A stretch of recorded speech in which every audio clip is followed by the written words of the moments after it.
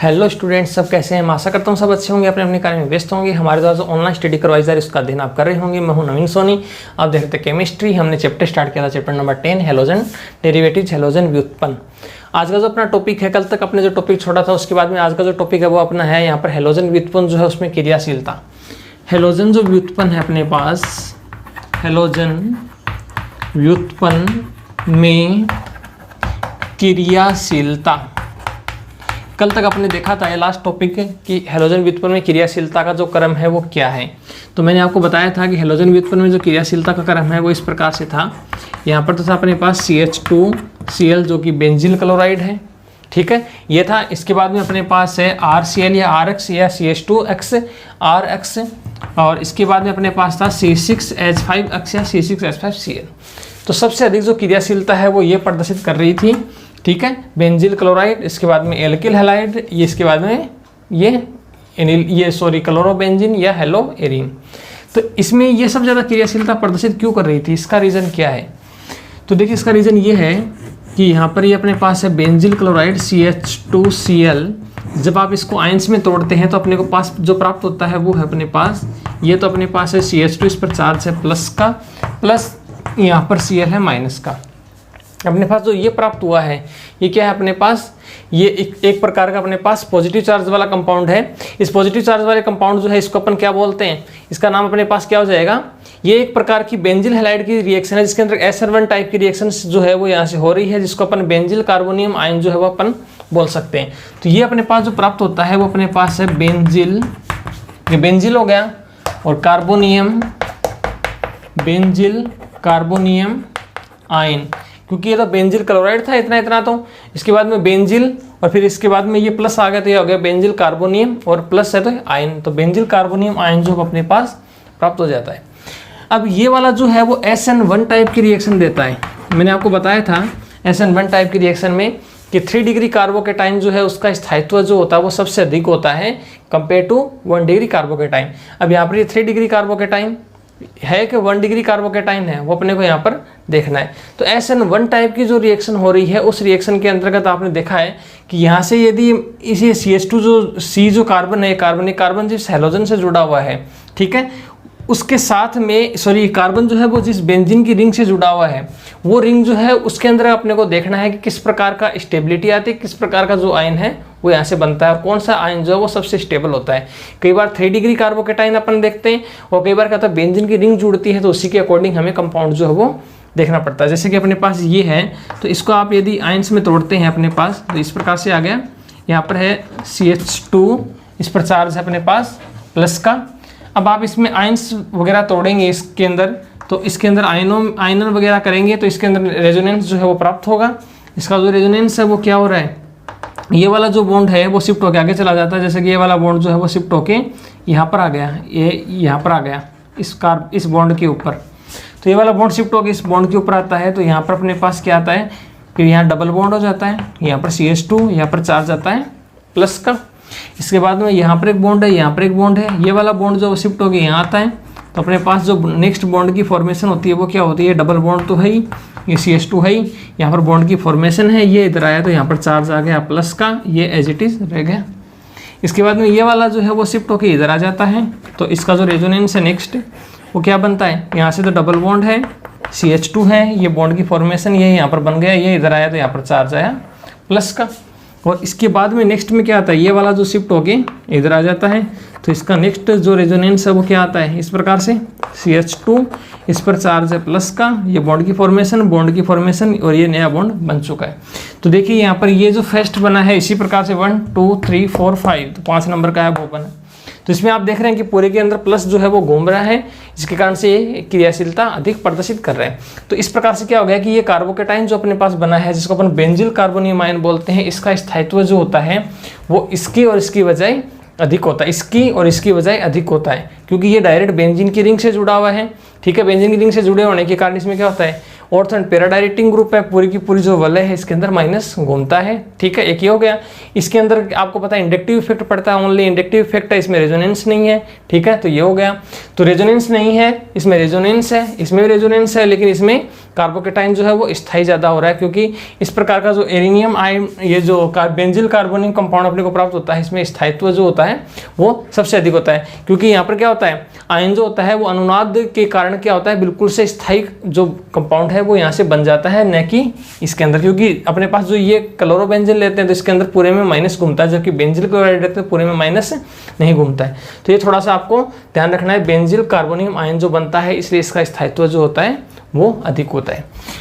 ये जो छोटा सा टॉपिक था अपना वो था हैलोजन व्युत्पन्न में क्रियाशीलता। हैलोजन व्युत्पन्न में जो क्रियाशीलता है वो कैसी होगी, क्रियाशीलता क्रम क्या होगा, किस प्रकार की अभिक्रिया देगा, SN1 टाइप की रिएक्शन ये शो करता है। SN1 टाइप की रिएक्शन में मैंने आपको बताया था कि एक कार्बोकेटाइन बनता है, कार्बोनाइन जो है उसका निर्माण होता है। अभिक्रिया जो होती है वो दो पदों में संपन्न होती है, और पहला जो पद होता है वो धीमी गति का होता है, दूसरा पद होता है वो तेज गति का होता है। ये मैंने आपको बता दिया था। इसके बाद में अभी का नया टॉपिक है वो अपने पास फ्रीऑन्स। ठीक है, अपने पास नया टॉपिक है फ्रीऑन्स। ये भी इंपॉर्टेंट टॉपिक है। फ्रीऑन क्या है, एग्जाम में पूछते हैं। फ्रीऑन के अंदर मेन आता है नोमेनक्लेचर। फ्रीऑन का 3-4 अपने को कंपाउंड दे देते हैं, उसमें पूछ लेते हैं कि इसका नाम बताइए, इसका नाम बताइए, इसका नाम बताइए। इस प्रकार से फ्रीऑन का नाम जो है अपने को ध्यान होना चाहिए। तो फ्रीऑन जो होता है वो क्या होता है कि फ्रीऑन के अंदर क्या होता है कि कार्बन जो है, इस कार्बन के साथ में फ्लोरीन और यदि क्लोरीन जुड़े हुए हैं, इस कार्बन के साथ में फ्लोरीन और क्लोरीन दोनों जुड़े हुए हैं, तो इसको संयुक्त रूप से क्या कहते हैं, फ्रीऑन कहते हैं। यानी एक कार्बन है, इस कार्बन पर फ्लोरीन होना चाहिए, क्लोरीन होना चाहिए, वैलेंसी जो है वो पूरी हो जानी चाहिए। कार्बन की 4 वैलेंसी होती है, तो 4 वैलेंसी पूरी हो जानी चाहिए। कैसे, यदि 2 जुड़ते हैं तो ये 2 हो जाते हैं, यदि ये 1 जुड़ता है तो ये 3 हो जाते हैं, यदि ये 3 जुड़ते हैं तो ये 1 हो जाता है। कैसे भी करो लेकिन कार्बन की वैलेंसी जो है वो पूरी होनी चाहिए। यानी कार्बन के क्लोरोफ्लोरो जो व्युत्पन्न होते हैं उसको फ्रीऑन कहा जाता है, उसको फ्रीऑन कहा जाता है। और जो फ्रीऑन है, इस फ्रीऑन का एक नाम और भी है, क्लोरोफ्लोरोकार्बन। क्लोरोफ्लोरोकार्बन को शॉर्ट में बोला जाता है CFC, क्लोरोफ्लोरोकार्बन। तो मैंने अभी आपको क्या बताया कि कार्बन जो है इसके ऊपर फ्लोरीन जुड़ा हुआ है, क्लोरीन जुड़ा हुआ है, तो इसको क्या बोलते हैं, क्लोरोफ्लोरोकार्बन बोलते हैं। यानी कार्बन की जो बाकी संयोजकता है, कार्बन की 4 संयोजकताओं पर यदि एक साइड में क्लोरीन जुड़ा हुआ है और एक फ्लोरीन जुड़ा हुआ है, तो इसको कार्बन के क्लोरोफ्लोरो जो व्युत्पन्न बन गए हैं उसको बोलते हैं फ्रीऑन। फ्रीऑन को बोला जाता है क्लोरोफ्लोरोकार्बन। क्लोरोफ्लोरोकार्बन को CFC के नाम से भी जाना जाता है। तो ये इसका छोटा सा इंट्रोडक्शन हो गया कि CFC या क्लोरोफ्लोरोकार्बन जो है वो क्या होता है। ठीक है, वेरी सिंपल। क्लोरोफ्लोरोकार्बन जो है CFC या फ्रीऑन्स अपने पास है, इसको आप CFC से भी याद कर सकते हैं, क्लोरोफ्लोरोकार्बन। ठीक है, अब ये जो है इसकी फॉर्मेशन कैसे होती है, फॉर्मेशन मेथड, बनाने की विधियाँ, फॉर्मेशन कैसे होती है, इसको बनाए हम कैसे जा सकता है, कैसे हम इसको प्रयोगशाला में या लेबोरेटरी में बना सकते हैं। तो इसके लिए अपने पास कार्बन टेट्राक्लोराइड चाहिए, CCl4 ये होता है। जैसे आपको क्लोरोफ्लोरो बनाना है, मतलब एक साइड में क्लोरीन भी हो सकता है तो फ्लोरीन भी होना चाहिए, क्लोरीन फ्लोरीन दोनों होने चाहिए। तो इसके लिए बेस्ट एग्जांपल है CCl4 जो है, इसकी रिएक्शन HF के साथ करते हैं SbCl5। ये आया हुआ है पहले भी, SbCl5 जो है इसकी उपस्थिति में ये रिएक्शन जो है वो की जाती है। तो SbCl5 की उपस्थिति में जब ये रिएक्शन करते हैं तो देखिए इसका जो F है वो इसकी जगह जुड़ जाता है, एक क्लोरीन इसके H के साथ रिएक्शन करके निकल जाता है। यदि एक H इसके एक Cl के साथ निकलेगा तो यहाँ से HCl हो गया, पीछे क्या बच गया, CCl3 बच गया, एक F बच गया, वो यहाँ जाता है, तो ये हो गया क्लोरोफ्लोरोकार्बन, सीधा से। यानी क्लोरोफ्लोरोकार्बन मतलब क्लोरीन होना चाहिए और फ्लोरीन दोनों होने चाहिए, तो वो क्लोरोफ्लोरोकार्बन जो है वो कहलाता है। इसी प्रकार से जैसे अपने पास CFCl3 है, इसकी रिएक्शन पुनः हम HF के साथ करवाते हैं SbCl5 की उपस्थिति में। तो देखिए यहाँ से क्या होता है, इसका एक H है, इसके एक Cl से रिएक्शन फिर कर लेता है, HCl निकल गया, तो अपने पास CF तो था ही, ये अब Cl2 बच गया। अब एक F एक्स्ट्रा बच गया, वो यहाँ जुड़ जाएगा, तो CF2Cl2। इस प्रकार से भी कंपाउंड बन सकते हैं। यानी हम इसी प्रकार के नए नए कंपाउंड जो हैं वो बना सकते हैं। इसी प्रकार से जैसे अपने पास C2 और Cl6 है, जैसे अपने पास C2Cl6 है, इसकी रिएक्शन हम 2HF के साथ करते हैं। ठीक है, SbCl5 की उपस्थिति में, तो इसके जो 2H है इसके 2 Cl से रिएक्शन कर लेंगे तो ये 2 HCl जो है वो निकल जाएंगे। 2 HCl निकलेंगे तो यहाँ से बचेगा C2F2, 2F है वो C2F2 Cl4, यानी कार्बन के 2 कार्बन के साथ में 6 Cl हैं, तो इसी प्रकार जैसे 2 Cl हटे हैं तो इसकी जगह पर 2 F भी जुड़े हैं, तो 4 और 2 6, C2F2Cl4। तो ये क्या होते हैं, सारे के सारे क्या होते हैं, फ्रियोन्स कहलाते हैं, जिसमें कार्बन के साथ में क्लोरो और फ्लोरो दोनों जुड़े हुए हैं। तो कार्बन का क्लोरो फ्लोरो व्युत्पन्न जो है वो क्या कहलाता है, फ्रियोन कहलाता है, CFC कहलाता है। ठीक है, ये छोटा सा एक टॉपिक था अपना, CFC क्या है। इसमें इसका फॉर्मेशन मेथड समझ में आ गया होगा आपको। 3 रिएक्शन बेस्ड है, तीनों रिएक्शन आपको अच्छे से याद रखनी है एग्जाम के लिए। एक तो ये वाली, एक ये वाली है, एक ये वाली। इनमें आप क्लोरोफ्लोरो, हम हर कुछ ही क्लोरोफ्लोरो नहीं बना सकते, जो रियल में है और जो अपने को लगे कि भाई ये जो है ये अपने सिलेबस के अकॉर्डिंग है, इससे ये जो है स्टेबल है, वही अपन बना सकते, हर कुछ नहीं बना सकते। फॉर्मेशन के बाद में इसके एक नोमेनक्लेचर मेथड आता है, नामकरण, इंपॉर्टेंट मेथड है नामकरण, नोमेनक्लेचर, नामकरण मेथड और नोमेनक्लेचर। नामकरण में हमें देखना है कि इसके अंतर्गत इसका इन कंपाउंड्स का नामकरण कैसे करते हैं। तो बिल्कुल सिंपल सा है, इसका नामकरण जो है ऐसे किया जाता है, फ्री ऑन फिर डेस, फिर इसके आगे क्या होता है, एक्स वाई और जेड होता है। 3 चीज़ होती है, एक्स वाई और जेड। इसके आधार पर जो नामकरण है वो किया जाता है। अब यहाँ पर एक्स वाई और जेड क्या है वो काम की बात है। एक्स क्या है यहाँ पर, वाई क्या है और जेड क्या है। यदि अपने को तीनों चीज़ें पता है तो हम फ्रियोन का नामकरण आसानी से कर सकते हैं। ठीक है, तो यहाँ पर एक्स बराबर क्या होता है, C-1 होता है। ध्यान से समझेंगे, C-1 होता है। यहाँ पर H+1 होता है और यहाँ पर नंबर ऑफ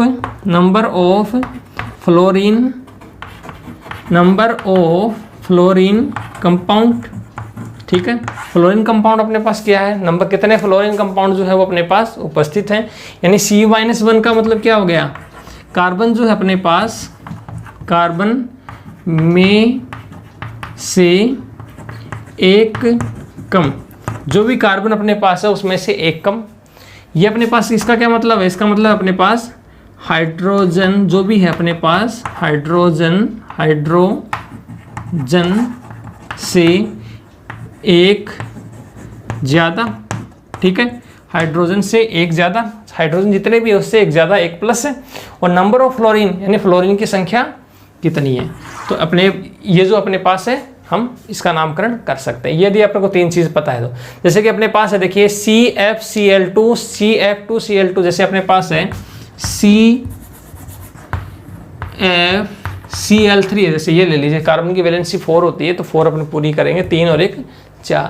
ठीक है, अब इसका अपने को नामकरण करना है। तो सबसे पहले इसका नाम करते हैं, तो अपने को लिखना पड़ेगा सबसे पहले फ्रियोन, ये तो अपने लिखा फ्रियोन, फिर डेस, फिर एक्स बराबर अपने पास क्या है, C-1, कार्बन में से एक कम। तो कार्बन तो यहाँ पर एक ही है और कार्बन से एक करते हैं तो 0 आता है, तो ये हो जाएगा अपने पास, इसको 0 लिख दिया, 0 आ गया। ठीक है, इसके बाद में दूसरा अपने पास H+1, H वहाँ पर है ही नहीं, मतलब H इसमें नहीं है, तो +1 का मतलब हो गया H 1 हो गया। ठीक है, मतलब H+1 का मतलब हो गया H यहाँ पर नहीं है, तो ये हो गया अपने पास 0+1, तो यहाँ पर 1 आ गया। ठीक है, और तीसरी बात अपने नंबर ऑफ फ्लोरीन अपने पास कितना है, 1 है, तो ये आ गया। तो इसका मतलब नाम हो गया फ्रियोन 11, यानी 0 लगाने की जरूरत नहीं है।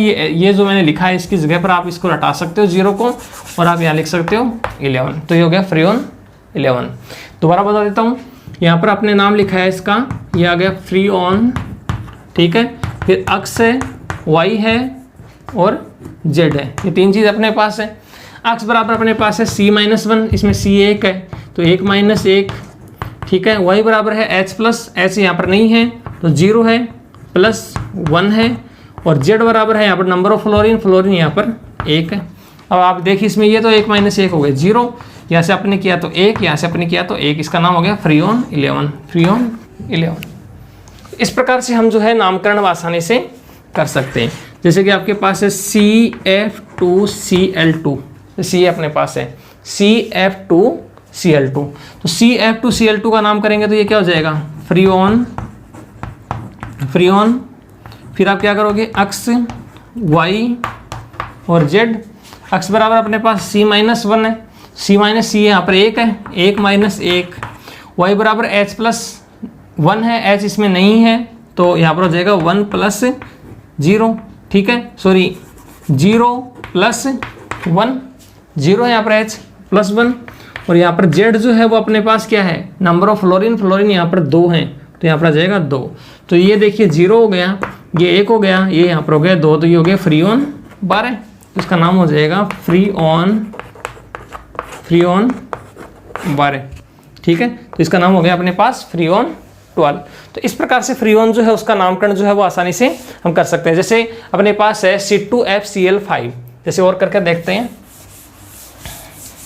C2FCl5, C2FCl5, जैसे इसका नाम करना है आपको, तो इसका नाम हो जाएगा फ्रीऑन, फिर अक्स Y और Z, अक्स बराबर अपने पास क्या है, नंबर कार्बन अपने पास है उसमें से एक कम, तो यहाँ पर कार्बन 2 हैं, 2 - 1, ठीक है। Y बराबर है H बराबर 0, ठीक है, यहाँ पर H है नहीं इसके अंदर, 0 प्लस 1, और Z बराबर अपने पास 1 है, तो ये 1 आ गया, तो यहाँ से 2 में से 1 गया तो 1 आया, ठीक है। 0 प्लस 1, तो यहाँ पर 1 आया, यहाँ पर आया 1, तो इसका नाम क्या हो गया, फ्रीऑन 111, फ्रीऑन 111, ठीक है। तो इस प्रकार से हम इसका नामकरण जो है वो हम आसानी से कर सकते हैं। जैसे कि अपने पास है C2F2Cl4, जैसे अपन करते हैं C2F2Cl4, जैसे ये अपने पास कोई है,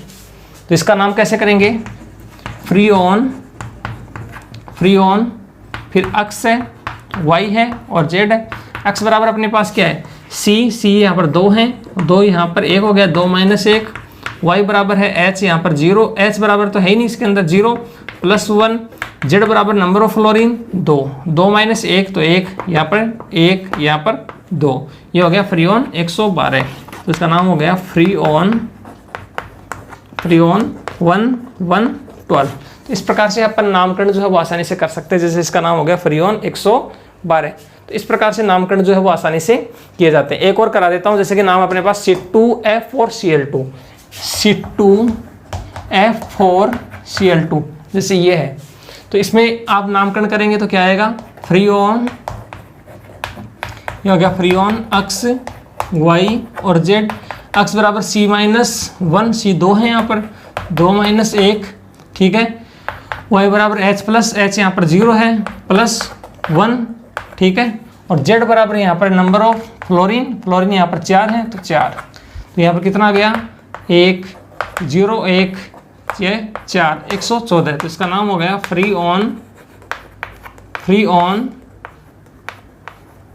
114, इसका नाम हो गया फ्रीऑन 114। तो इस प्रकार से हम इसका नामकरण जो है वो आसानी से कर सकते हैं। तो मैं आशा करता हूँ कि आपको ये नामकरण का जो पूरा मेथड है वो आसानी से समझ में आ गया होगा। इस प्रकार से आप इसका नामकरण जो है वो आसानी से कर सकते हैं, ठीक है। इसके बाद में नामकरण जो है, यहाँ से क्वेश्चन अराइज होता है एग्जाम के लिए, हमेशा बहुत बार पूछते हैं इसका नामकरण ये जो है इसका नाम बताइए, ये जो है इसका नाम बताइए, इसका नाम बताइए, जो भी आपको कंपाउंड दे दे उसका नाम बताइए। तो आपको यदि ये टर्म्स याद हैं, ये वाला टर्म्स, तो आप नामकरण आसानी से कर सकते हैं, नहीं तो आपसे नामकरण जो है वो नहीं हो पाएगा। इसके बाद में फ्रीऑन के कुछ गुण आते हैं, कैरेक्टरिस्टिक्स ऑफ फ्रीऑन, फ्रीऑन के कौन कौन से गुण हैं। तो फ्रीऑन के गुणों में क्या आ जाएगा, रंग गंध विलेयता वही सब आता है। तो फ्रीऑन जो है वो एक रंगहीन है, गंधहीन है, ठीक है, रंगहीन है, गंधहीन है, ठीक है। और इसकी भौतिक अवस्था देखी जाए तो ये एक वाष्पशील जो द्रव होता है वो होता है। तो फ्रीऑन जो होता है वो वाष्पशील द्रव होता है, भौतिक अवस्था के अंतर्गत रंगहीन है, गंधहीन है, ठीक है, और जल में अविलेय होता है, ये आ गया। इसके बाद में इसमें आता है इसके उपयोग क्या है। तो फ्रीऑन जो है उसका उपयोग अपन प्रशीतक के रूप में करते हैं। फ्रीऑन जो है क्लोरोफ्लोरोकार्बन, उसका उपयोग हम प्रशीतक के रूप में करते हैं, ठीक है। रेडिएटर्स वगैरह जो है उसमें करते हैं। इसके अलावा और भी अपने पास काफ़ी प्रोसीजर हैं, लेबोरेटरी है, उस लेबोरेटरी में इसका उपयोग हम करते हैं, ठीक है। तो कई जगह इसका उपयोग जो है वो किया जाता है। बहुत ही इंपॉर्टेंट कंपाउंड होता है अपने पास फ्रीऑन या CFC। तो एक छोटा सा टॉपिक था CFC क्या है, क्लोरोफ्लोरोकार्बन क्या है, इसका नामकरण कैसे किया जाता है, इसके गुण क्या हैं, इसके यूजेस क्या हैं, मेन है इसका नामकरण कैसे किया जाता है। जो ये मेथड है इसको आप आसानी से समझ पाएंगे। तो मैं आशा करता हूँ कि आप सारा जो नामकरण है वो सीख पाएंगे। आप खुद बना की कोशिश करेंगे, 2 4 लिखने की कोशिश करेंगे, बिल्कुल से सिंपल है, आप आसानी से इसको एग्जाम में सोल्व कर सकते हो। तो मैं आशा करता हूँ कि आपको आज का मेरा बनाया वीडियो जो हो बिल्कुल से पसंद आया होगा। मिलते हैं नए अच्छे वीडियो के साथ। आज के लिए इतना ही। आपका दिन शुभ रहे। जय श्री श्याम। राधे राधे।